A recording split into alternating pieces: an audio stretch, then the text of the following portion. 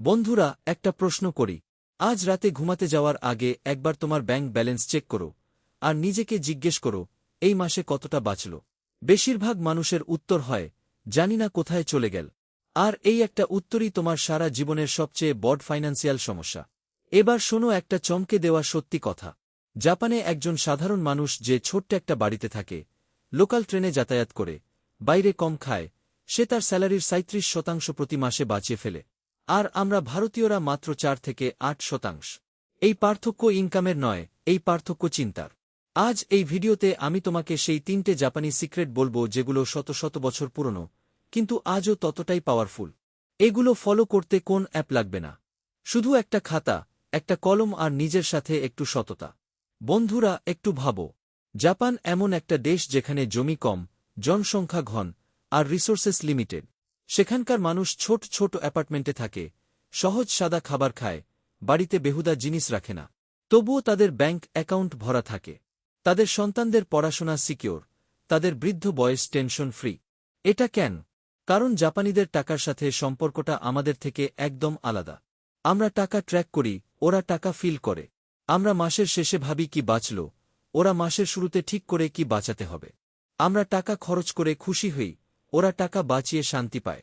আর এই পার্থক্য এসেছে তাদের শতাব্দী পুরনো ফিলোসফি থেকে, তাদের সেই ভ্যালুস থেকে যা তারা পরের প্রজন্মকে দিয়ে গেছে, কোন ফাইন্যান্স কোর্স ছাড়াই, কোন ইনভেস্টমেন্ট অ্যাপ ছাড়াই। প্রথম উপায়, মোটটাই নাই। অপচকে অনুভব করো। এখনই তোমার আলমারি খোলো।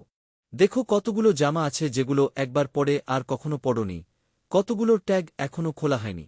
ফোন তুলে নাও, সাবস্ক্রিপশনস চেক করো, কতগুলো অ্যাপের টাকা প্রতি মাসে কাটছে যেগুলো মাসের পর মাস খোলোইনি। ফ্রিজ খোলো, কতটা খাবার রাখা নষ্ট হয়ে যাবে। নিচে আপনার দেওয়া নতুন অংশটুকু প্লেইন টেক্সট হিসেবে দেওয়া হলো, কোনো বোল্ড বা কোড ব্লক ছাড়া সরাসরি কপি করে ব্যবহার করতে পারবেন। এসব দেখে ভেতরে ভেতরে যে হালকা একটা কষ্ট হল, এটাই মোটটাই নাই। এটি ৮০০ বছর পুরনো একটি জাপানি শব্দ। এর মানে শুধু ওয়েস্ট নয়, এর মানে হল সেই অপচের গভীর যন্ত্রণা যা তুমি ভেতর থেকে অনুভব করবে।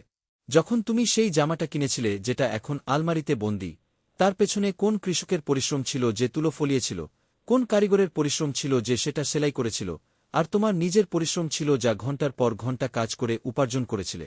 এইসব শুধু এই জন্যে যে সেই জামাটা একদিন অন্ধকার আলমারিতে চাপা পড়ে যাবে। মোটটাই নাই বলে কেনার আগে থামো। নিজেকে একটা প্রশ্ন করো, আমি কি এর পুরো ভ্যালু নিতে পারব? যদি উত্তর হ্যাঁ হয়, কেন? যদি উত্তর না হয় বা হয়তো হয়, তাহলে কিনো না। শুধু এই একটা ফিলিং তোমাকে প্রতিটা বেহুদা খরচ থেকে বাঁচাতে পারে, কোন অ্যাপ ছাড়াই। দ্বিতীয় উপায়, হারা হাচিবু। ৮০% থামতে শেখো। জাপানের ওকিনাওয়াতে মানুষ পৃথিবীতে সবচেয়ে বেশি দিন বাঁচে। ১০০ বছরের বেশি বয়সের মানুষের সংখ্যা সেখানে বাকি পৃথিবীর চেয়ে অনেক বেশি। সায়েন্টিস্টরা বছরের পর বছর রিসার্চ করেছেন এই মানুষগুলোর রহস্য কি।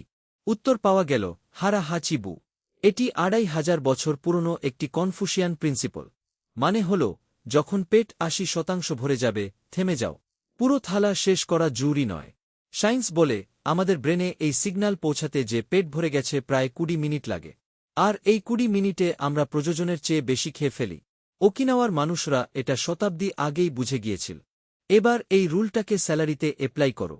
যতটা উপার্জন করো তার মাত্র ৮০% খরচ করো, ২০% আগে বাঁচাও। আর এই ২০% মাসের শেষে নয়, স্যালারি আসার সাথে সাথে সবার আগে আলাদা করে রাখো। কারণ মানুষের স্বাভাবিক প্রবণতা হল, যতটা দেখা যায় ততটা খরচ হয়। অ্যাকাউন্টে যখন ৫০,০০০ দেখা যায়, তখন ব্রেইন ৫০,০০০কে এভেলেবল মনে করে। কিন্তু যখন স্যালারি আসার সাথে সাথে ১০,০০০ আলাদা হয়ে গেল, তখন ব্রেইন অটোমেটিক্যালি ৪০,০০০-এ অ্যাডজাস্ট করতে শুরু করে। ৪০,০০০-এ অ্যাডজাস্ট করতে শুরু করে। পৃথিবীর সবচেয়ে সাকসেসফুল মানুষরা এটাকেই বলেন, পে ইয়োরসেলফ ফার্স্ট। মাসের শেষে যা বাঁচে সেটা সঞ্চয় নয়, মাসের শুরুতে যা আগে আলাদা করে রাখো সেটাই আসল সঞ্চয়।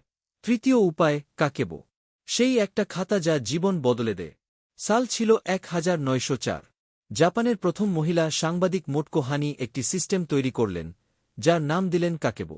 কা মানে ঘর, কেই মানে হিসাব, বু মানে বই, ঘরের হিসাব রাখার শিল্প। এটা কোন অ্যাপ নয়, কোন স্প্রেডশিট নয়, শুধু একটা খাতা। আর তাতে প্রতি মাসের শুরুতে ৪টে প্রশ্ন লেখা হয়। ১, এই মাসে আমার কাছে কত টাকা আছে। ২, আমাকে কত খরচ করতে হবে। ৩, আমি কত বাঁচাতে চাই। ৪, আমি এটা কিভাবে আরও ভালো করতে পারি। তারপর প্রতিটা খরচকে 4টে ক্যাটাগরিতে ভাগ করো। নিডস, যা জরুরি, যেমন খাবার আর বাড়ি ভাড়া। ওয়ান্টস, যা চাও কিন্তু জরুরি নয়, যেমন বাইরে খাওয়া। কালচার, যা তোমাকে গ্রো করবে, যেমন বই আর কোর্সেস। আনএক্সপেক্টেড, হঠাৎ আসা খরচ, যেমন ওষুধ বা রিপেয়ার। আর মাসের শেষে বসো চুপচাপ একা। দেখো যা প্ল্যান করেছিলে তা হলো কিনা, কোথায় ভুল হলো, আগামী মাসে কি বদলাবো। সায়েন্স বলে হাতে লেখার সময় ব্রেইন সেটাকে টাইপিংয়ের চেয়ে অনেক বেশি সিরিয়াসলি নেয়। যখন তুমি নিজে হাতে তোমার খরচ লেখো, সেটা শুধু নাম্বারস থাকে না, সেটা ফিল হয়। আর যা ফিল হয় তা চেঞ্জ হয়। মোটকো হানি 1904 সালে এটা জেনেছিলেন। আর আজ 2024 সালে যখন আমাদের কাছে হাজারো ফিন্যান্স অ্যাপ আছে, কাকেবোর একটি সাধারণ খাতা এখনও সেগুলোর চেয়ে অনেক বেশি পাওয়ারফুল। কারণ অ্যাপ তোমার ডেটা ট্র্যাক করে, কাকেবো তোমার আত্মাকে ট্র্যাক করে। আর একটা শেষ কথা, তারু ও শিরু, জানো যে তোমার জন্য এনাফ কি? জাপানের কিয়োটো শহরে রেওয়ানজি নামে একটি পুরনো মন্দির আছে। সেখানে একটি পুরনো পাথরে লেখা আছে, তারু ও শিরু। মানে, জানো যে তোমার জন্য এনাফ কি? আমরা সব সময় আরও চাই।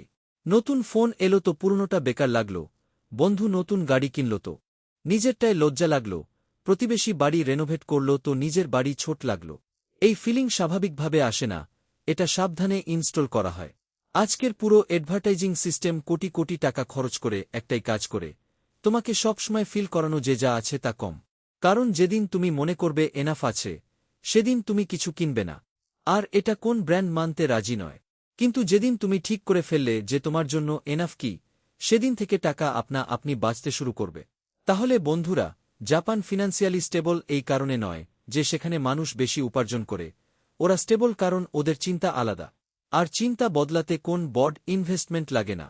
আজ রাতে শুধু একটা কাজ করো, একটা খাতা বের করো, একটা কলম তুলে নাও, আর লেখো, এই মাসে আমার কাছে কত আছে, আমাকে কত খরচ করতে হবে, আমি কত বাঁচাতে চাই, আর আমি এটা কিভাবে আরও ভালো করতে পারি। শুধু এখান থেকেই শুরু হয়। নিচে কমেন্ট করো আর বলো এই তিনটির মধ্যে কোন উপায়টা তোমার সবচেয়ে পাওয়ারফুল লাগলো। চ্যানেলটা সাবস্ক্রাইব করো যাতে এরকম আরও ভিডিও পেতে থাকো।